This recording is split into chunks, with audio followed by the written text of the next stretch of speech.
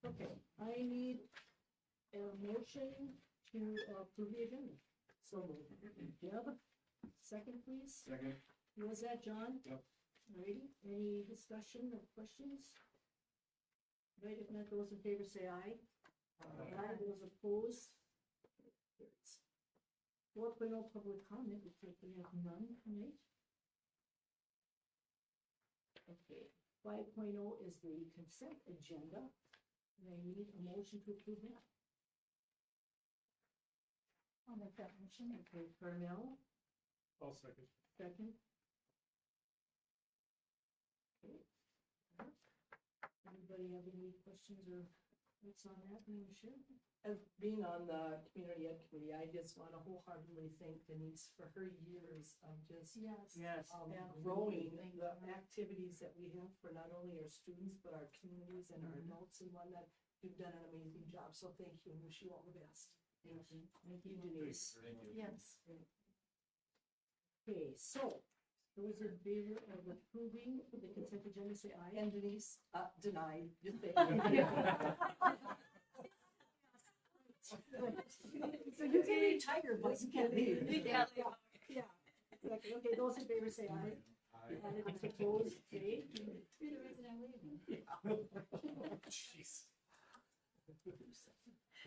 Mark, yeah, okay. Now we gotta look at 6.0 communications report, and Denise, you are first. Here I am. We had a pretty successful winter youth sports program. As you can see, we had a long list of basketball teams, 9 teams in all. I included pictures in my board packet. It's always fun to see the kids that are doing it, and it's fun to see the smiles and them wearing McCray jerseys, and future lies with them. So, and then we did Saturday hoops for basketball. We had 26 kids in that. And then we also hosted 2 basketball tournaments. The boys were January 18th and the girls was February 8th. If you remember, that was probably the one weather day that we had all winter. So there was a few schools that couldn't come that day, but we still had it. Wrestling was really successful. We had coaches Mike Brisley and Jeremy Schaefer. We had that on Wednesdays after school. And one thing I've seen with the wrestling program is we really have made an effort to connect with the quad elementary program. So more of our kids are actually going into quad tournaments and going as part of that. So I think it's really growing our programs. I think we're seeing some, some improvement on that. But I do want to publicly thank all my volunteer coaches because they put in so much time and we couldn't run a program without them. So other programming this winter, a lot of other youth enhancement classes, a lot of STEAM classes with engineering and science and art and crafts and music, and then adult, sail, women's fitness, pickleball, Zumba, and John taught woodworking again this year. And we've had open gym on Sundays, and we average about 35 to 40 people at that, so that's been good. I included my spring booklet in the packet, so that's happening right now, and that'll go through May. We had our ECFE preschool registration night last Tuesday. It was a huge success. We had Kemper Zoo here, so that was fun. The snakes are a little too much for me, but the kids seem to like touching the snakes. One thing we really try hard, and that's why we call it ECFE, because we have a lot of resources for parents, educational things and different things that they can pick up that night too. So it's just a chance for us to reach parents on helping them with parenting, which is such a difficult job these days. I included in the packet kind of a comparison for tuition. Just for information purposes. If there's something that you want to consider, it wouldn't be for this next year. Those prices are set yet for what we have for 2 days is $160, 4 days is $320. But you can kind of see how area schools, it's hard to compare because everyone does it a little bit different. We have 4 days, they have 5 days, or sometimes they have half days. We don't offer half days. So it's really, you have to take a lot into consideration when you're looking at this comparison. But it's just something to maybe look at for the 26-27 school year if you do want. Because we haven't raised rates since I started with community ed, so it's been a while. So something to consider for that. The other thing that I've been working on is I've had some meetings about summer rec already. We've had a decrease in the 212 league as far as Princeburg and Bold have dropped out of it. So we're forming like a Merved league for summer rec in the mornings. And that could include, there's still some unknowns, but Benson, Dodson, Boyd, us of course, Montevideo, RCW, YME, and Acropile. Instead of like traveling a lot, we would just have game days. So there'd be 2 schools that come to one site, or 3 schools total, and then we would play kind of a round robin. So I'm hoping to save some money on transportation expenses on that too. Adult basic ed is going well. We have our daycare program with it. We average about 6 adults on Tuesday nights, and about 5 or 6 kids are in our daycare program with them. Community garden with our nice weather today. People are starting to think about that. We'll have a planning meeting in March where we kind of lay out kind of how to be a good neighbor and some of those type of things, but we'll probably have some open plots. So if you hear of some people that want to do some gardening, let me know on that. The youth scholarship, we have around $2,000 in that. I am going to be writing a care collaborative grant because summer is a high use and sometimes we can almost spend $2,000 just in our summer program. You can see the facility use. It's going to be busy this spring. The Lions Senior Banquet is the 24th of March. Senex has their annual meeting on March 25th. We're going to host a volleyball tournament on March 29th. Briggs Motley will be here April 12th, and after prom will be doing their activities on May 2nd. One thing not on here is that we've lined up a charter bus for the game on Thursday. It was hard to find someone that had a bus available to us, but I finally found one in Redwood Falls. We do need to charge $30 for it because it was pretty expensive. But the Hoops Club is going to help sponsor part of it, so that's good. But I couldn't find a bus for Friday, so at least we have Thursday. But I do want to take this opportunity to thank each and every one of you because you've been always so supportive of my work and you made it quite a family feel for me here at McCray, so appreciate that. Any questions? I was gonna ask, are you recommending that we change those preschool tuition rates? Well, that I think it's something for you to consider. I think we're on the low side of what's being charged by area schools. I know Wilmer is over $600, but that's a 5-day program, but they get done at 2:30. We go till 3:30, so that's why sometimes it's a little hard to do a true comparison. But I do think it's worth talking about, looking at our expenses and considering we haven't raised our rates in probably 10 years. It's considerably less than daycare costs. It really is, and when you look at that, it's really a good deal what we're charging, so I think, but we want to keep it affordable for Yes, families. Yeah. But we met a couple weeks ago about really trying to, figure out some scholarships for families and stuff too, because we do know that there's some families that even at $320, it's difficult. So we try everything we can to work with families, come up with a different payment plan, scholarships and some of those kind of things. So I think that just needs to be part of the conversation to make sure that we don't leave anyone out. Do you think that the monthly versus the yearly is like something that can exclude people because of that large one-time cost, or is it more of a hassle to constantly be collecting money? Right, we bill out monthly, we start in August and our last bill goes out on April 15th. We do give them the option to pay for the whole year. And some opt for that, not many. Sure. Some do automatic withdrawal from their checking accounts. So again, too, we try to be very flexible. We try to fit what works for the family on that, so. Well, I think we should look at raising it some, so if you want to start putting some numbers or ideas together on it, or whoever, or whenever that timeline is. Right. Yeah, like I said, we're set for this next school year, 25-26, but we should again, you bring up a good point. I think now is when you have the discussions so that you can plan that out. Yeah. So when we do registration next March, it's already laid out that, if you decide to do a price increase, what that looks like. So families, Do we have an idea, Denise, about, I know in the past we've had some issues with payments. Is that still an ongoing? Yeah, there's always a few families that we have to work a little bit more with. Okay. But there too, we come up with whatever they can pay for the month. So we set up a different payment plan for them, and although it's gonna take them longer, they're really good about that.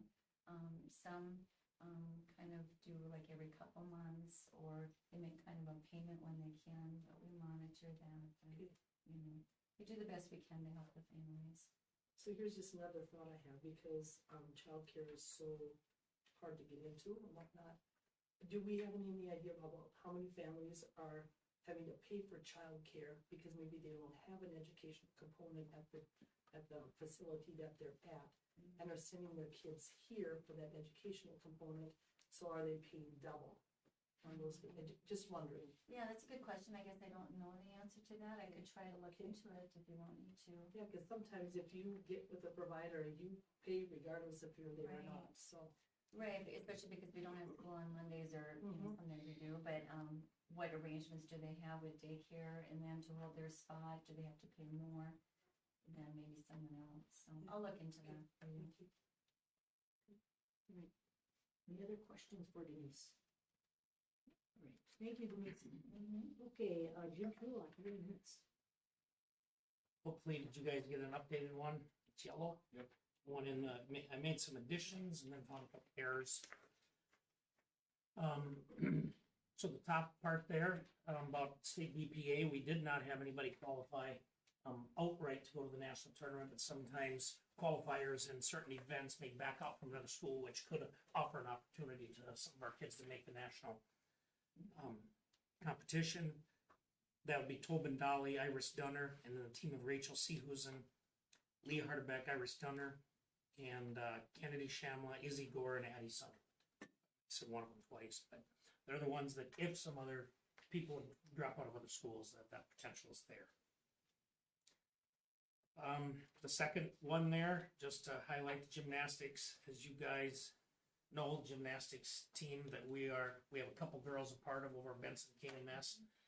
Made it to the state tournament. First time, I think their coach that's the last time they made it. It's been a long time, 1994. They got seventh place, but we have Mia Post and Addison, your daughter. Yep. Were you there watching? Oh, yeah. Casella, they competed in their individual events. They didn't make it as individuals, but part of the team. And I see here, Mia was on the bars and Addie on the vault. So, but it sounded like I reached out to the coach, Chris Noble. She actually lives in our district here, but she just said they both did a great job and really enjoyed it. The girls enjoyed it. We did a little walk through the school for them. They did that at each community, and that seemed to be pretty well received. The elementary kids that weren't in the lunchroom were pretty happy. Had some kids making posters for them and all that. But congratulations to them. There, Blake Grimsley is our sole hockey player. We do have a pairing agreement with Marshall, which there are lots of different schools in that pairing agreement because they might just have a hockey player or two. Blake is a real big part of their program. Last year they had a lot of success as a team. This year they weren't near as good. They ended 11-15. But their coach just said he's a real big part of their program.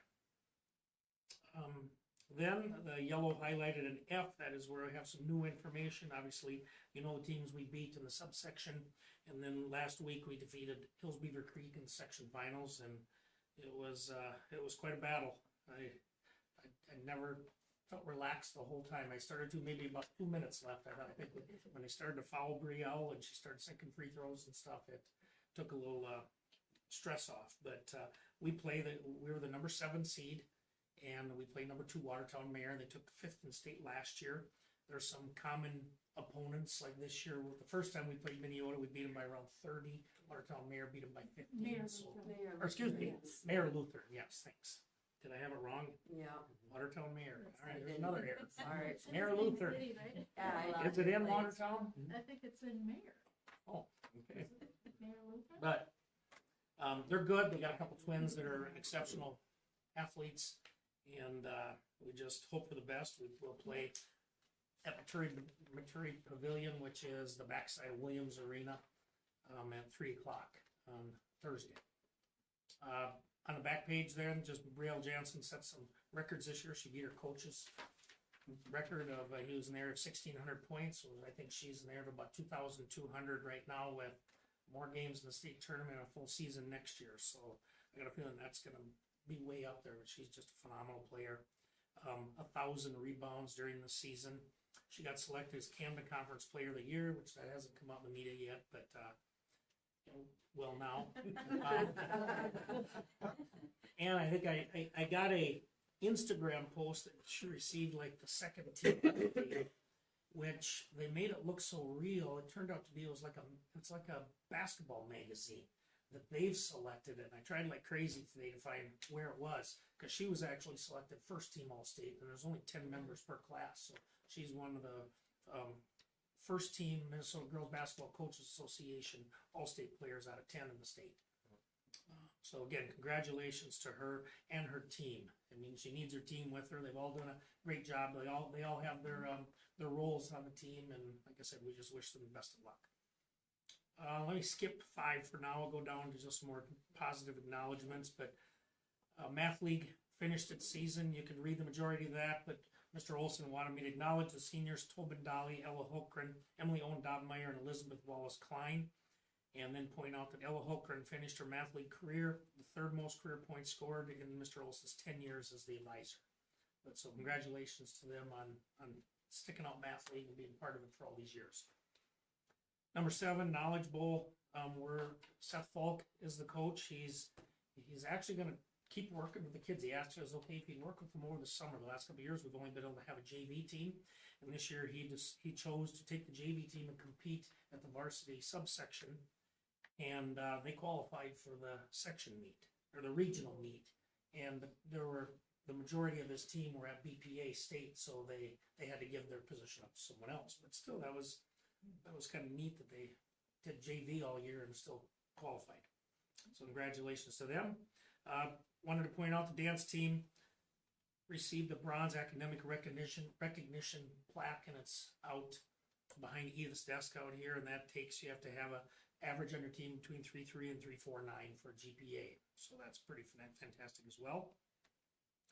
Spring play is practicing, getting real close here. March 22nd and 21st and 22nd is it's going to be our 2 presentations or performances.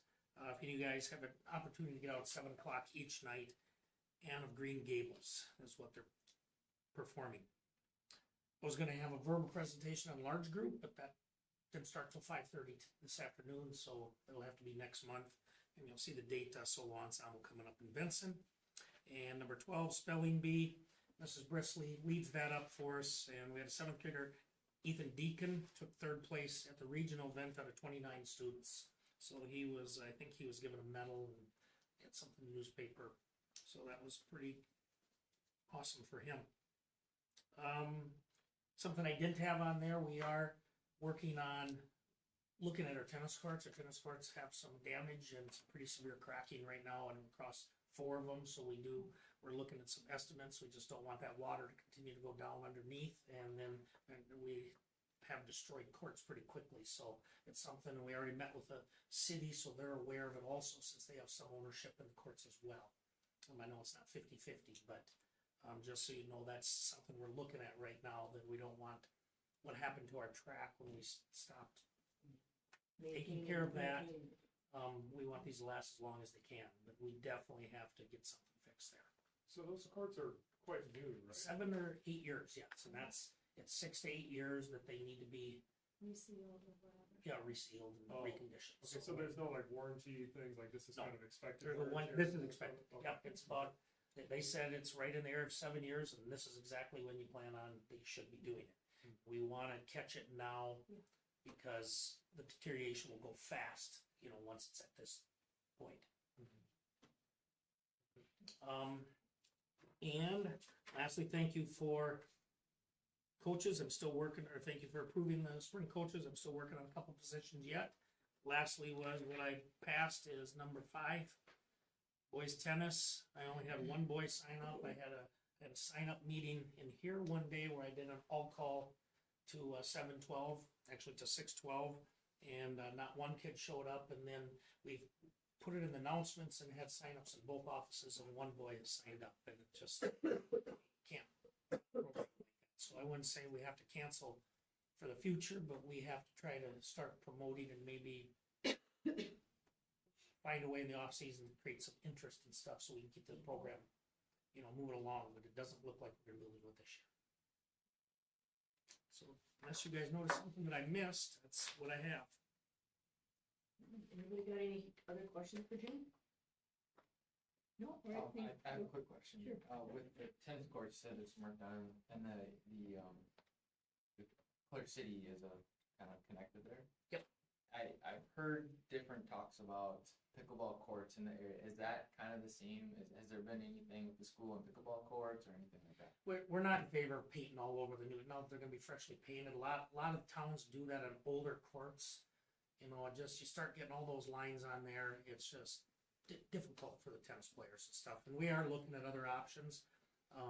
We got a blacktop area back here that we talked about painting pickleball lines on, last summer, I think we looked at that, and, you know, I know people wanna be outside too, but we have 6 painted on the floor in this gym, 6 in the big gym over there, and 3. So we actually have 15 pickleball courts painted on our gym floors. But at this point, no, I'm not in favor of having those lines all over the tennis court. And the city is talking about doing something else, so. Making Yeah. specific Yeah, pickleball. that's We talked to them, the other day, Julie all said they were not in favor of painting pickleball lines on our tennis courts either, but she said we have some other discussions going on and left it at that. Okay, thank you, Jim. Mr. Todd Burton, you are next. I will be brief. As Denise mentioned, on March 4th, we had our preschool registration, just a great event. She does a nice job of really streamlining things, getting a lot of families in. The preschool team does a really good job of kind of setting up booths so they kind of roll through, they register, they pick up snacks, they get little token stuffed animals, they have a picture station, and then the zoo was there, so just a really fun event and a good attraction to get people into our school. Numbers are right around 60, so that's just a little bit below where we were previous years, usually around 65, but we'll get a few more that are gonna trickle in as the weeks go by, so pretty close to that. Jumping on down to the bottom, we'll do our kindergarten roundup on the 25th of this month, and that will give us a better idea about where those numbers are gonna be for school and for kindergarten. Right now, it looks like those numbers are gonna be a little bit lower than we had hoped for, so we'll see how that turns out. And just a quick update for you on the MCA Academy. We only have 4 sessions left, and then we'll have our celebration day. We're gonna miss one day for a really good reason, the Girls State basketball tournament. So it's been, I would say, a success for our first year. We've got about 30 kids that have been coming on a pretty consistent basis. 9 in 3rd grade, 12 in 4th grade, and 9 in 5th grade. There's always, you know, a week or two someone is sick, or I think JO volleyball started now, so that pulls a couple of our 5th grade girls. But overall, they're having fun. I think we're making gains, so we're excited to see what those results will, you know, bear fruit when we take those tests, which is coming up. So next time we meet, we'll be talking about the MCA tests that will start right away that first week in April. So that is it, unless you have any questions for me. No questions for you, Todd, today. All right, Thank you. All right, Mr. Wheatley, you are next. Awesome, thank you very much. Good evening, everybody. I got a number of things that I want to go over here with you. The first one would be bullet point number 3. We had February 20th, we had the West Central CEO group came into the school and sat with our 10th and 11th grade students as a bit of a sales pitch. No pun intended there, but it's an opportunity for them to talk about a program that's outside of the walls of the building, and a great opportunity for our kids to stretch their legs and learn some skills that will carry them over into adulthood. We ended up having, I think it was 20, could be 21 students that came. 5 of those were our own, and then they gave a little presentation, did a little Q&A, and then we also had a couple of local businessmen came and sat and just talked about the opportunity that they wish they would have had, and how this would have been tailored to them, and they just keeping praises on it. This program has actually been in place for, I believe it's 6 years now. It started under Melissa Sparks through a LIFT grant, if I remember correctly, and so we're proud to be able to keep it going, and it's a really good opportunity to really showcase and highlight the cooperation between the communities and the school districts that are involved in it. So I want to make sure I highlighted that. Been a wonderful evening, well, 2 evenings of parent-teacher conferences. I did round up the number for you. We ended up having about 79% attendance. 80 is kind of my goal, and so we've been really good up to that point. I had a couple numbers that came in over the weekend that I was able to crunch in they dropped it down just a touch. So 79, nothing to be ashamed of. Actually, I was talking to an area principal, and he's said, I told him what our numbers were looking like, and he said, wow, whatever you're doing is working really well, because we have about 10% to show up. So very happy with our parent-teacher conference numbers. We have our senior class officers. They've been elected, and so this is going to be my first of 3 sales pitches for highlighting the fact that we have commencement coming up. When we hit the May meeting, I will do the church method and reach out to you to see if you're interested in attending and participating in commencement. So we got that going. 25-26 calendar will be on its way to next month. Have an initial copy of it going out and making sure that it flows down the hallway here, and we get numbers crunched and all that good stuff. So we'll have that for you. One of the final things that we were waiting on was our READ Act dates that we were going to have on the calendar, and just heard from Mr. Bertram today that they got back, so we're going to be able to get that in and get that finalized here pretty quick. So looking forward to getting that taken care of. It's not an easy thing to do, and lots of opinions and getting feedback and all that. It's good to get to you guys. The calendar happenings, things I'd like to highlight. The spring concert was going to be on 3/13 again because of the basketball game. That was adjusted tentatively to the 18th, which would be next Tuesday. Need to hear back from the choir director on that still, so I just wanted to highlight that for you to make sure that you knew it was going to be adjusted. The beginning of the end of the school year happens on March 24th. That would be the Lions Scholarship Dinner, and that again, it always surprises me how quick it comes. But it's a wonderful, wonderful evening to come and celebrate all the scholarship opportunities and the money being dished out to our kids, which is great. And then on 4/4, just wanted to highlight the Minnesota dental sealant program. Good opportunity to support our students and families in the district that might need a little bit of support in that avenue. And so we have them coming in to work with their kids. A couple little bonus nuggets for you here. Mr. Bertram and I hosted the North Collaborative Principals Group last Tuesday. That would have been principals from Bold, ACGC, and Lesser Prairie. We did have one individual from Buffalo Lake Hector was on. So we did a tour of the whole facility, and then we held our monthly meeting with them. So that was good.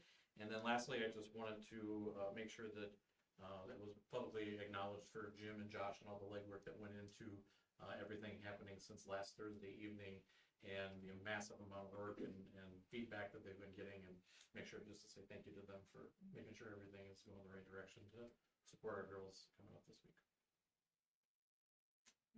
Any comments? Thank you, Judd. Thank you. Okay, Joshua Hicks. Well, good evening to all. I too want to reach out and say thank you to all of your work, and I'll come back to that in just a minute. But hats off to our girls basketball team and the coaches and the managers. You know, what a celebration of success that they have the opportunity to go down and compete in the state Class A basketball tournament, and not only represent their classmates, but also to represent our school and our community. So hats off to them.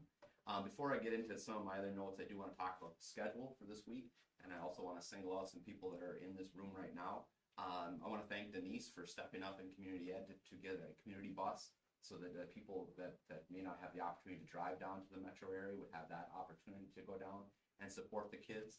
Thank you to Jim. Ever since that game got over, he's been texting and calling with me and others, you know, to work on logistics, you know, for the coaches and for the teammates, the managers, you know, all the others that need to go down there and have their names in with the Minnesota State's high school league, and you know, the registering of rooms and food vouchers and things like that. It's just a little thing, but typically, you know, schools will give money as a stipend to kids for meal money. Well, now when so many places are cashless, you know, in the metro area, it's like, okay, now what do? You give the kid each a school credit card? So we're not doing that. But through Kim and Jim's work, they've been able to get that taken care of. Thank you to Jesse, who ever since Thursday night has been working on communication through the alerts and through social media, you know, to make sure that our families know what to expect this next week. Thank you to both Todd and Judd, who have been working on daily schedules to adjust that so that every kid that would like to go has the opportunity to go with an excused absence, and then also working with our adults and our staff members too, so we can adjust some things so they can go down, whether it's on a fan bus or whether it's they're traveling with a team or whatever it might be. There's a lot of behind the scene things with that going on. And then to Kim too, with just the scheduling and the financial pieces to help, you know, Jim with, so to pull this off. So it really is, you know, the best experience for our kids in our community. So thank you to all of you. And then to the school board, thank you very much for keeping your phones on live, so that you could take messages and voicemails and calls from me and from others too. I really appreciate you, all 6 of you as a board, and how you have represented our constituents. You have answered tough questions. You've given them the background to why we're doing what we do, and you've done that all in the best interest of kids, and so I appreciate that. So thank you very much for your service and your commitment. So this week, the state Class A tournament starts on Wednesday. Our girls do not play until Thursday, as Jim said, at 3 p.m. So we have chosen on Thursday to have an early out at noon. On that day, we'll have, like I said, we'll have fan buses, and we'll have a steady stream of traffic going down to the pavilion, which will be very exciting. On March the 14th, we're guaranteed. So the state tournament a number of years ago made a change, and I think to benefit many outstate teams that don't have opportunities to go to the state tournament that often.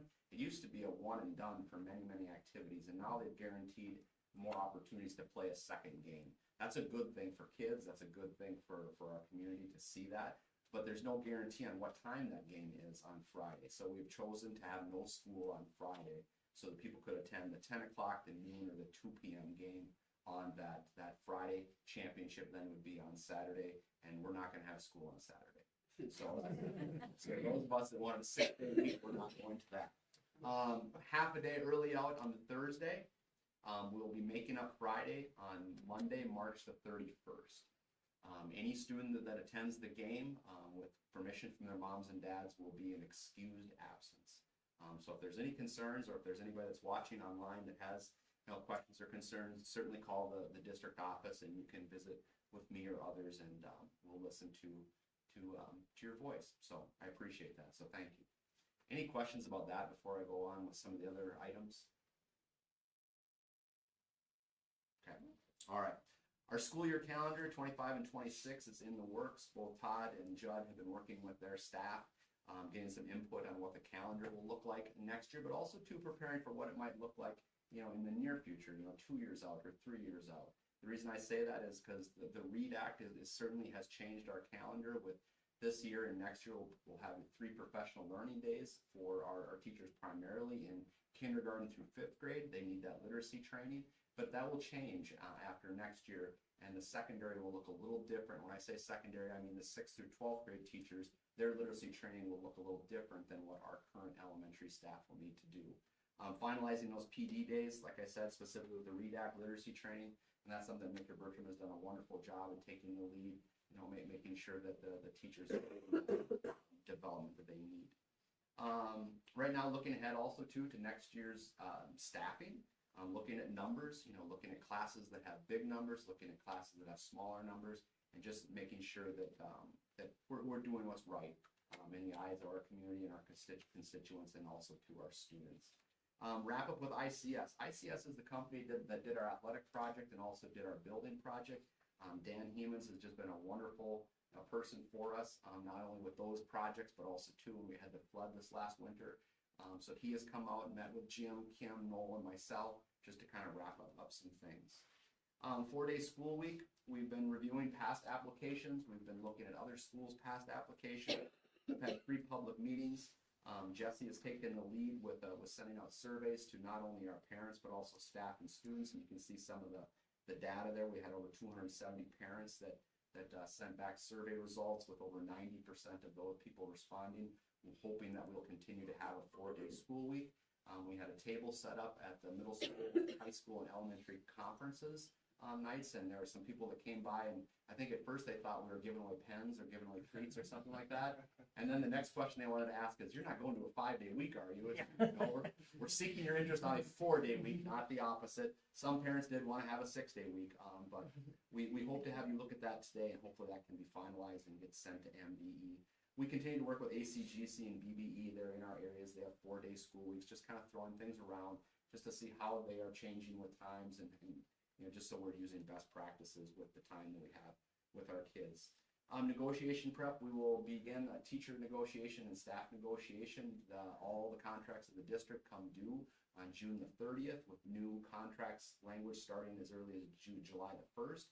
The McRae Teachers Union has started the process, and they have to request some information and actually ask the school board to meet with them. And that's really typical for a school district, for their teachers union to ask for certain data. So that's not out of the ordinary for them to ask that. I have sent out I have sent out staff surveys to gather data just in regards to what is their hopes, what is their dreams, what is going well, what could we improve upon, just to get some climate prior to going into those negotiations. Legislative action continues to change. Just within the last 6 weeks, I've been to the Capitol twice. Today I was in St. Paul and visited with some of our senators and our representatives, Senator Lang and then also Senator Baker, and just in regards to primarily school finance and looking at how does earn safe and sick time, how does family leave affect a school district, which runs differently than a business, and then also too sharing some highlights of what we do with a 4-day school week. It was great to have time. You have very limited time with them. They put you on the clock and it's like, okay, 28 minutes later, you're walking out the door. But it was good, and they both have shown interest in visiting our school, and not just to visit the school and talk to administration, but also go into a classroom, to share who they are and what their responsibility is. And I think that would be a great educational opportunity. We're in the process of finalizing the REDAC MOU, the Memorandum of Understanding. And what this REDAC MOU is for is how our teachers compensated for the REDAC. So part of their compensation is their regular day when they come in and they have professional development, but also between sessions that we have at school, they're expected to put in some additional hours working on some modules independently, and they do get compensated for that. Part of that is an option too. They could be compensated financially with dollars, but they also could be possibly compensated with credits.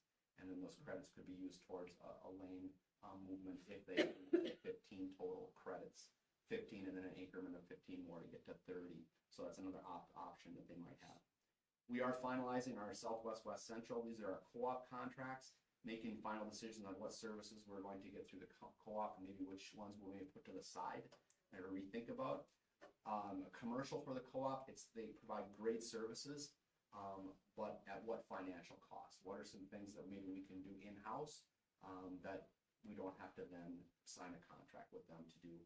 Miss Brisley on March the 5th took about 30 10th, 11th, and 12th graders to a summer job and internship fair at YME, where kids could be exposed to different opportunities this summer to work, whether it's seasonal things, whether it's restaurants, or whether it's career opportunities. And so they came back with some good information there. And as we speak, we're involved in the superintendent search.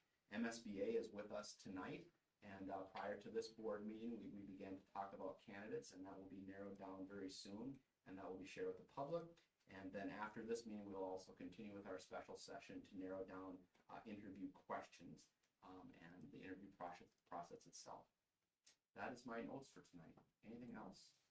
So when do we find out on this 4-day week application if it's approved? Yeah, that is a question I'm gonna kind of look to my left to see for those that have gone through this in the past. How quickly do we get that? Usually the last possible day, which they give us 45 business days from when we submit it. So if we get it submitted tomorrow, 45 business days is like May 13th or something like that. And I believe last time we got the letter from the state on that day, so that the last possible day, so. With the application, I think this is interesting for you folks to know too, is each time McRae or other 4-day school weeks have to reapply, they have to go back and look at what did they do for an application process before, and then what are you doing currently to improve upon what you did before. And so an example, public meetings. We looked at how many people totally met at a public meeting the last time, and it was under like 2 or 3 per site when they had them. So we decided that we change that up and put it on nights of conferences or on nights of activities. And we had dozens of people that stopped by our table to ask questions. And then also too, Jesse did a very nice job of, he set up QR codes for those people that could take electronic surveys right then and there. We had it in both English and in Spanish. And then we also had paper copies available for those people that didn't have opportunities to do it electronically.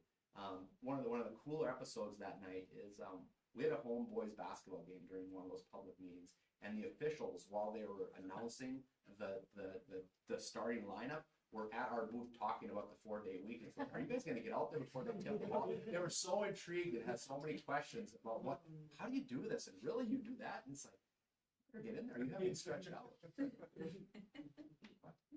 Anything else? Great, thank you. Well, I was just gonna say, if they don't get back to you in a timely manner and they don't approve your application, we got a lot of work to do. Yeah, so let's hope that that goes the way we want it to go. Go ahead, Dan. I'm just gonna ask with the paid FMLA, based upon our total amount that we paid out for salaries, have we figured out what our percentage is going to be? I don't know. It's, well, the percentage Point eight eight, is 0.88, so, 4.4 would be the schools. and then employees would have. and the other- employees would have to Yeah, also, sorry. Yeah, so what is our 50,000. total salary? about 50,000 that it's gonna cost us. 50,000 us, 50,000 I know. employee. Yeah. I know. Okay. And all right, that's still, and And the they're saying that legislature, that is not, that the 8.8 is not high Enough. enough. I know. Not high. I think the maximum it can be is 1.2%, that's what I had read, right? And then on top of it, TRA is going up, so that's gonna cost us more, and actually they're raising it for the employees also. We don't wanna lose that. and that still is in session. You know, it's gonna be hard with both the Senate and the House being so balanced. But there's many bills out there, or there's many House files and Senate files out there about, you know, pushing that off 1 year at least, to prepare for that, for the family leave, but it's just so Even even. down the road. But there's people out there that are working for, you know, not only schools, but also for employees too. Josh, you addressed, the excused absence for students. Yes. One of the issues in the community that came up is teachers who wanna leave early, as well as bus driver, staff, things like that. Yeah. Can you just address that? Yeah, so first, if they are a district employee, like you mentioned, two different groups, you mentioned teachers and also bus drivers. We do contract with Palmer, and so they are their employee. So that would be something that I'm hoping that they would be able to work out. For our staff that work within our building, you know, they should be going to their building principals, they should be going to their supervisors, they should be coming to me so that we can work something out. It's gonna be a case-by-case basis, but not only do we want as many kids down there, but we want staff down there too. And we want them to get there safely and not have to rush, so I think, that's an important thing to point out, yeah. Thank you. Good. Okay, anything else for Josh? No? All right, thank you, Ben. All right, 6.2 is committee reports. I don't have any committee reports. If anybody else has anything to add? Okay. I would add one thing, we had some wind damage, some stuff, Oh, yes. and we were able to get that ticket booth Right. flipped and anchored, but it does need repair from the actual tipping back up. The soffit and fascia and things like And that. the steel and the window and things like that. The window got broke? On the return, Oh, so I was gonna say, I think it was broke. Yep. Is that an insurance issue or just not? so because of the deductible we have, Yeah. it could be an insurance, but, It's not. we know people in the community that know how to do those repairs, We do. and so That'll work out we'll good. get it taken care of. Okay. I will, say one thing too, the football, field goal posts have been, tilted because of the wind out there again. That happened when they installed them too, so it's something maybe we should address. told me they're adjustable. They are. They are adjustable, but Yeah. I mean, it takes a little doing to Sure. make that happen, so. It will have to happen before. Before the because season. They're Yeah, they hitting are. 5 degrees. So you think the contractors of insurance that were helping tip that ticket booth back up is gonna cover all that damage? That contractor was not around, but. Oh, okay. All right. Let's see. Oh, board discussion 6.3, I guess that goes along with what you're talking about there. With the wind damage. So I'll get that taken care of. Anything else anybody wants to bring up at this time? If not, we'll keep on moving here. Okay, business items, 7.1. I need a motion to approve the 4-day school week for school years 25-26 through 30-31. And Paul make that motion. Could we have a second? I'll second. That you, Ben? Okay. Any discussion on that? after looking through the application, I just want, like, the district did a great job collecting data. A lot of data. Kudos to the efforts, like what you described, Josh, and, I mean, very favorable, the responses for a week. I mean, I thought you did a great job getting that information. Yeah, well done. You know, I have a couple edits, Yep. words and. Typos still. One question, just out of curiosity. Oh, no, go ahead. I was just gonna say, some of the editing, is unique because they give it to you as like a PDF, they being MDE, but then they want it back to them as a Word document. And we work in a Google platform, so we'll look at and address any of those typos. Can I keep this? Oh, All absolutely. right, thank you. One question is like, if something were to change and we wanted to go back to 5-day, not that I see that, but if you're locked in until 2031, are you locked in until 2031, or can you like recuse yourself from your request? I think you'd be able to go back to MD and give your explanation. I think this for most schools, I'm just gonna say for rural school districts that already have a 4-day week, this is great to be having for 6 years versus 3. Yeah. It allows you to focus on something else in the next 3 years other than another document. Redoing it, yes. So I think it's a beneficial thing. I certainly think they would, especially with the current commissioner, Willie Jett, that if he was still here during the course of 6 weeks, you could sit down and revisit that. All right, those in favor of approving a 4-day school week for the years 25, 26 through 30, 31, say aye. Aye. Those opposed, nay. I think that carries. Okay, 7.2. I need a motion to approve the revised budget for fiscal year 2025. So moved. Yep, second. I'll second. Any discussion about that? I gave you an updated one because I found one little error. I've gone through this a gazillion times, but there's one number that changed, and that was the revenue under capital outlay. It's $499 now. It was a little bit higher than that before. Well, thanks for catching me. All right.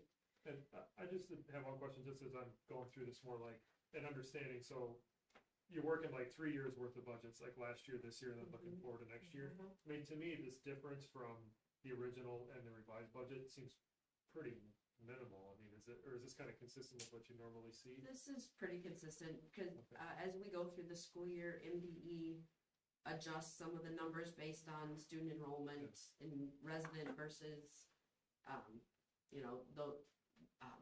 Out of district. yeah, and Open open enrolled and served, that, who's served in the school actually. And so the numbers are fluctuating. And then, sometimes you have more subs and, different things change throughout the year. So, but I try to get it as close. Thank you. All right, any other questions? If not, those in favor of approving the revised budget for fiscal year 2025, say aye. Aye. Those opposed, nay. All right, that carries. Okay, 7.3, I need a motion to approve changing the school calendar to have an early out at noon on Thursday, March 12th, no school on Friday, March 14th, and having a full day of school on Monday, March 31st. I'd like to make an adjustment before we make a motion, March 13th, Not 12? not Yeah. 12. Okay, The 12th is the When- start of the state tournament. But it's we are not the, Yeah. it's not. Sorry about that. Yep, that's actually Wednesday.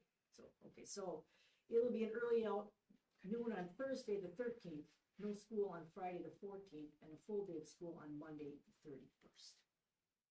Any discussion about that? Not, those in favor say aye. Aye. Oh, we gotta make a Okay. motion. Oh, I thought we need a first. motion, I'm way ahead, I'm sorry, okay, who's gonna make the motion? I'll make that motion. All right, Carmel. Second? I'll second it, since I'm in such a hurry. Okay, those in favor say aye. Aye. Aye, those opposed, nay. All right, that carries. Right. Looks like we just got a list of our meetings there, and we can adjourn. So I need a motion for adjournment. Don, second? I'll Oh, second. oh, okay, Carmel, most of it. Andrea, okay. You wanna stay? I'm good with that. Okay, those in favor of adjournment, say aye. Aye. Those opposed, nay. Okay, adjourn that. What is it? 6:53, yeah.